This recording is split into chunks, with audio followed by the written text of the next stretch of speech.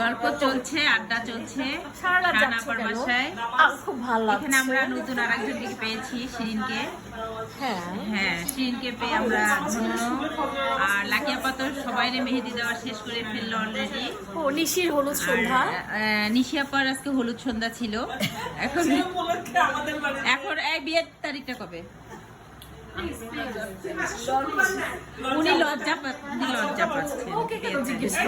না। আমরা এখন বউপক্ষকে জিজ্ঞেস করব যে তেনার ওই তারিখটা কবে, আমরা সেই তারিখে যেতে পারবো কিনা। দারুণ আড্ডা চলছে। আর উনি কি বরেরও মাসি, বইয়েরও পিসি নাকি? হ্যাঁ, টুইন।